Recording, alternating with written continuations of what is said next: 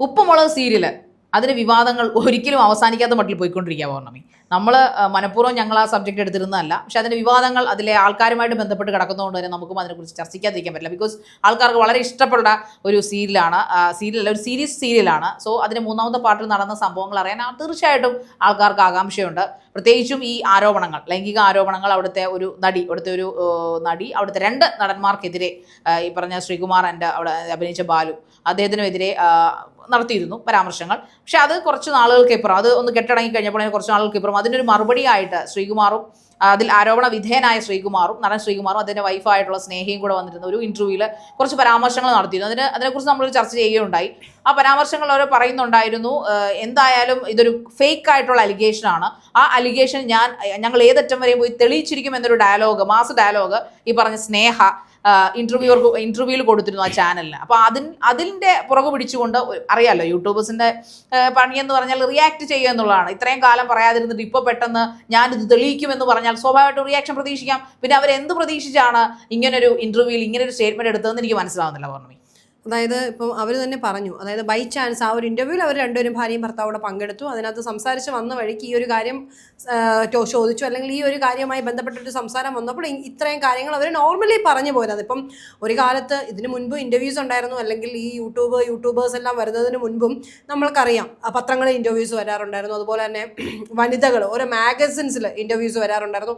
അന്നൊന്നും ഈ റിയാക്ഷൻ എന്ന് പറയുന്ന ഒരു സംഭവം ഇല്ലാതിരുന്നത് കൊണ്ട് തന്നെ ആ രീതിയിലൊന്നും ആ തലത്തിലേക്കൊന്നും പോയിട്ടില്ല. പക്ഷേ ഇപ്പോൾ നിലവിൽ നമുക്കറിയാം നമ്മുടെ നാട്ടിലെ യൂട്യൂബേഴ്സിൻ്റെ എണ്ണം ദിനം പ്രതി വർദ്ധിച്ചു വരികയാണ്, അല്ലെങ്കിൽ യൂട്യൂബ് കണ്ടന്റ് ക്രിയേറ്റേഴ്സിൻ്റെ എണ്ണം കൂടി വരുമായിരുന്നു. ഇപ്പോൾ സ്വാഭാവികമായിട്ടും ഈ ഉപ്പും മുളകും പോലത്തെ ഒരു സീരിയൽ അത് നല്ല രീതിയിൽ ജനശ്രദ്ധ നല്ല രീതിയിൽ പിടിച്ചു പറ്റിയതാണ്. അതിനകത്ത് ക്യാരക്ടേഴ്സിനെ എല്ലാം തന്നെ ജനങ്ങൾ നല്ല രീതിയിൽ ഏറ്റെടുത്തതാണ്. അപ്പോൾ സ്വാഭാവികമായിട്ടും അതിൻ്റെ സെറ്റിൽ ഇത്തരത്തിലുള്ള പ്രശ്നങ്ങൾ നടന്നിട്ടുണ്ടെന്നും ഈ പറയുന്ന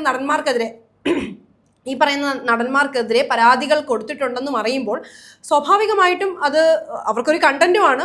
പിന്നെ തീർച്ചയായിട്ടും ജനങ്ങൾക്ക് താല്പര്യമുള്ളതായതുകൊണ്ട് തന്നെ അതെടുത്ത് സംസാരിച്ചു കഴിഞ്ഞാൽ ആളുകൾ കാണും എന്നുള്ളൊരു വിശ്വാസവുമുണ്ട്. അത് ശരിയുമാണ്. പക്ഷേ ഒരു കാര്യത്തിൽ മാത്രം സ്നേഹ പറഞ്ഞതിനോട് ഞാൻ യോജിക്കുകയാണ്. കാരണം ഇപ്പം എല്ലാ യൂട്യൂബേഴ്സും അങ്ങ് ഇറങ്ങി ഓരോ മനുഷ്യരുടെയും പേഴ്സണൽ ജീവിതത്തിലോട്ട് ഓരോ കാര്യങ്ങൾ അടിച്ചേൽപ്പിക്കാൻ ശ്രമിച്ചാൽ, അല്ലെങ്കിൽ ഇങ്ങനെ ചെയ്യേണ്ടതെന്ന് ചോദിച്ചാൽ അതൊന്നും നടക്കുന്ന കാര്യമല്ല.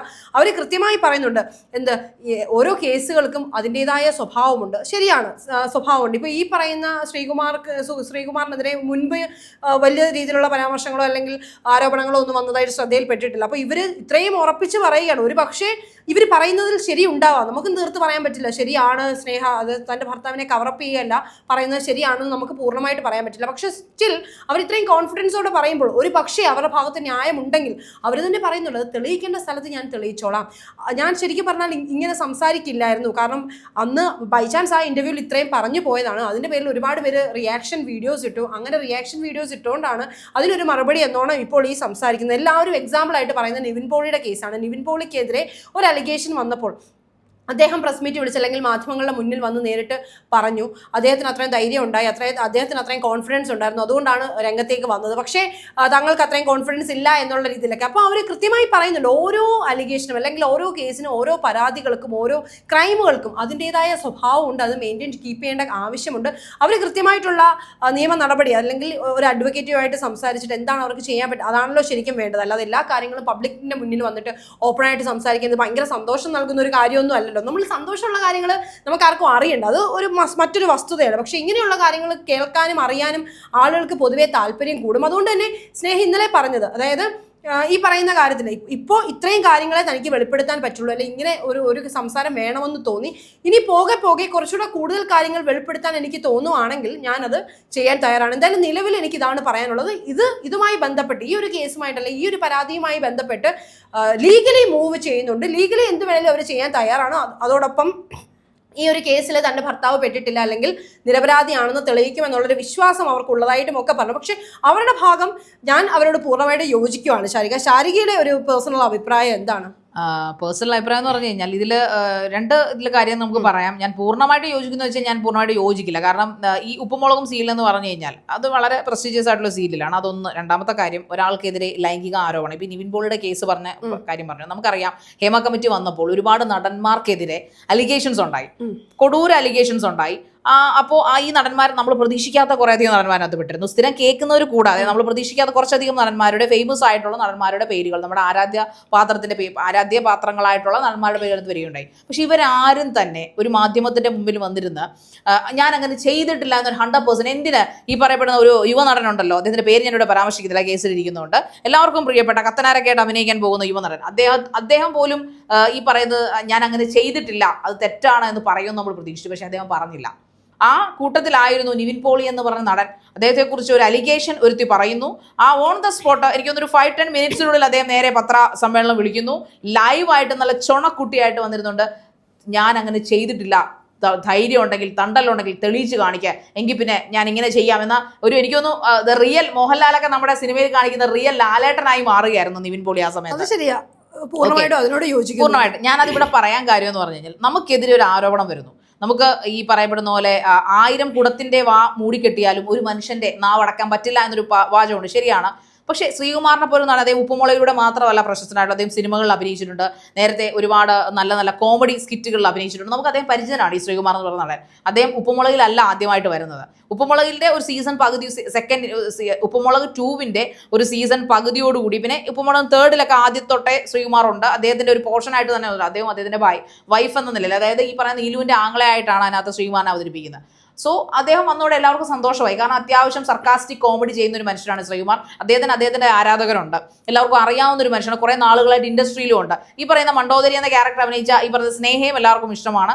ഇവർ നമ്മൾ വിവാഹവും കാര്യങ്ങളും എല്ലാവർക്കും അറിഞ്ഞിട്ടുമുണ്ട്. പക്ഷെ നമുക്കറിയാം, ഇന്ന് ഈ പബ്ലിക് എന്തൊക്കെ പറഞ്ഞെന്ന് പറഞ്ഞാലും ശരി, ഈ പബ്ലിക് ലൈഫ് എന്ന് അല്ലെങ്കിൽ നമ്മൾ ഈ പറയുന്ന പ്രൈവറ്റ് ലൈഫ് പുറത്ത് കാണിക്കുന്ന ആൾക്കാരാണ് കൂടുതലും സീരിയൽ, സിനിമ, ഈ പറയുന്ന ഇൻഫ്ലുവൻസേഴ്സ് പോലും അങ്ങനെയാണ്. തങ്ങളുടെ വീട്ടിലെ കാര്യങ്ങളാണല്ലോ വ്ളോഗേഴ്സ്, ഫാമിലി വ്ളോഗ് എന്നും പറഞ്ഞ് എടുത്ത് വെച്ച് കാണിക്കുന്നത്. അതിൽ നല്ല വശങ്ങളോ ചീത്ത വശങ്ങളോ അത് അവർക്ക് ഇഷ്ടമുള്ള രീതിയിൽ അവർ എഡിറ്റ് ചെയ്ത് കാണിക്കുന്നു. അതുപോലെ തന്നെയാണ് സീരിയൽ താരങ്ങളും തങ്ങളിൽ ഉണ്ടാകുന്ന വിവാദങ്ങളും നല്ല കാര്യങ്ങളും എല്ലാം അവർ പുറത്ത് കാണിക്കാൻ ആഗ്രഹിക്കുന്നു. പക്ഷേ ഒരു തെറ്റ് ചെയ്യുമ്പോൾ അല്ലെങ്കിൽ ഒരു തെറ്റ് കേൾക്കുമ്പോൾ, അല്ല പ്രത്യേകിച്ചും ഈ ലൈംഗിക ആരോപണങ്ങൾക്ക് വരുമ്പോൾ, ഇത്രയും പ്രശസ്തനായിട്ടുള്ള നടൻ എന്തുകൊണ്ട് ആ സമയത്ത് ഒരു ഇന്റർവ്യൂ പോലും കൊടുക്കാതെ, അല്ലെങ്കിൽ വേണ്ട ശ്രീകുമാറിന് കൊടുക്കണ്ട, ശ്രീകുമാറിന്റെ വൈഫ് അന്നും ഉണ്ട്, അപ്പോൾ ഈ പറയപ്പെടുന്ന സ്നേഹയാണ് അന്നും വൈഫ്, ഇന്നും വൈഫ്, ഒരുമിച്ചാണ്. ഈ പറയപ്പെടുന്ന കാര്യങ്ങളൊന്നും ശ്രീകുമാർ ഒന്നും പരാമർശിച്ചില്ല. മേ ബി കേസ് കോടതിയിൽ കിടക്കുന്നതുകൊണ്ടാവാം ഒരു പക്ഷേ അദ്ദേഹം ഒന്നും പരാമർശിക്കാതിരുന്നത് കോടതി ലക്ഷ്യമായിട്ട്. പക്ഷേ ഈ സ്നേഹ അത്യാവശ്യം സ്മാർട്ടായിട്ടുള്ള ഒരു നടി എന്നതിനേക്കാൾ ഒരു അത്യാവശ്യം സ്മാർട്ടായിട്ട് സംസാരിക്കുകയും ചെയ്യുന്ന ഒരു വ്യക്തിയും കൂടെയാണ് പുള്ളിക്കാരത്തി.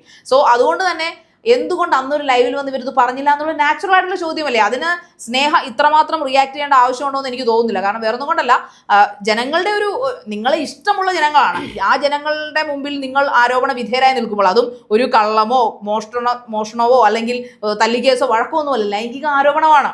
സ്വാഭാവികമായിട്ടും നമ്മൾ ആരാധ്യന്മാരായിട്ടുള്ള നടന്മാർക്കോ നടിമാർക്കോ എതിരെ ലൈംഗിക ആരോപണങ്ങൾ വരുമ്പോൾ സ്വാഭാവികമായിട്ട് ആ ഒരു പ്രതിച്ഛായ അവിടെ മങ്ങിപ്പോവും. എങ്ങനെയാണ് ഈ സീരിയൽ നടന്മാരും സിനിമാ നടന്മാരും ഇൻഡസ്ട്രിയിൽ പിടിച്ചു നിൽക്കുന്നത്? ചുമ്മാ പൈസ കൊണ്ട് മാത്രമാണോ? അല്ല, ആരാധന. തീർച്ചയായിട്ടും ആരാധന തന്നെയാണ്. ലൈം ലൈറ്റിലേക്ക് ഒരു സീരിയൽ നടനോ സീരിയൽ നടിയോ അല്ലെങ്കിൽ ഒരു സിനിമയോ നടനോ അല്ലെങ്കിൽ ഒരു കലാകാരി ആ ഒരു ജോണൽ എടുത്ത് നോക്കുവാണെങ്കിൽ പ്യുവർലി ഒരു ആരാധിക്കുന്ന ആരാധനയാണ്. സെക്കൻഡറി ആയിട്ട് വരുന്നത് പൈസ. പക്ഷേ ഇതിൽ ഏറ്റവും മുൻപന്തിൽ നിൽക്കുന്ന എന്താണെന്ന് ചോദിച്ചാൽ ആരാധന തന്നെയാണ്. നമ്മളെ ഒരാൾക്ക് കാണുമ്പോൾ തോന്നുന്ന ആരാധന, ഇഷ്ടം. ആ ഇഷ്ടം കൊണ്ടാണ് നമുക്ക് ഇഷ്ടപ്പെട്ട ഒരു നടനെതിരെ അലിഗേഷൻ, പ്രത്യേകിച്ച് ലൈംഗിക ആരോപണങ്ങൾ, അല്ലെങ്കിൽ സ്ത്രീകളോട് മോശമായി പെരുമാറുന്ന ഒരാളോടാണ് ലൈംഗിക ആരോപണങ്ങൾ വരുന്നത്.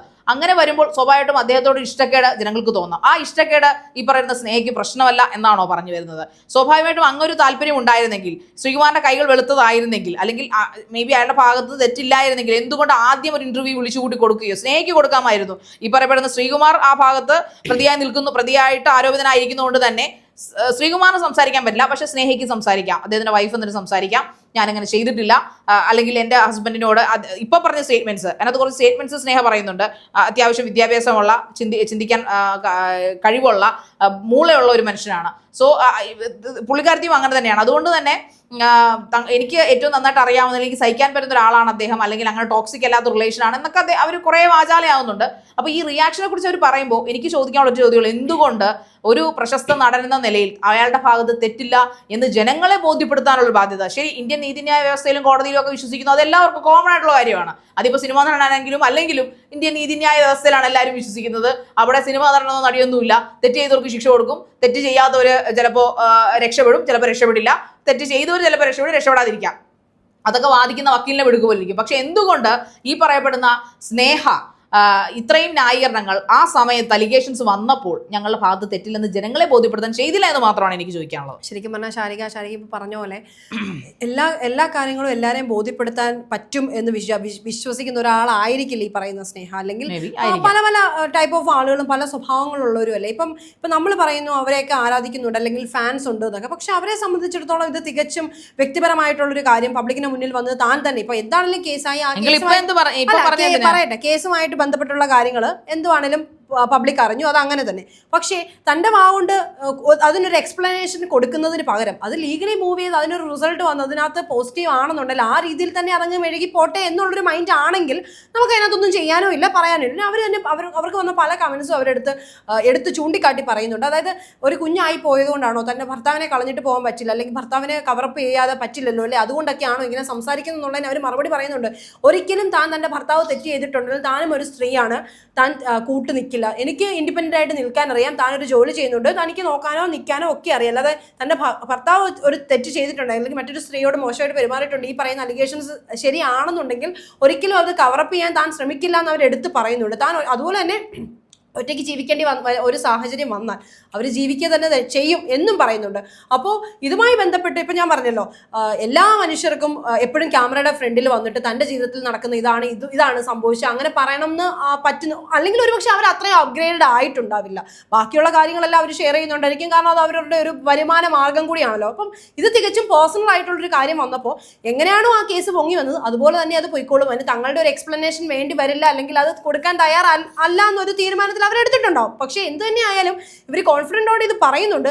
ഈ പറയുന്ന ശ്രീകുമാർ ഒരുപക്ഷെ തെറ്റ് ചെയ്തിട്ടുണ്ടാവാതെ എനിക്ക്, കാരണം 50-50 പോസിബിലിറ്റിയാണ് ഇവരുടെ ഒരു സംസാരം വെച്ചിട്ട്.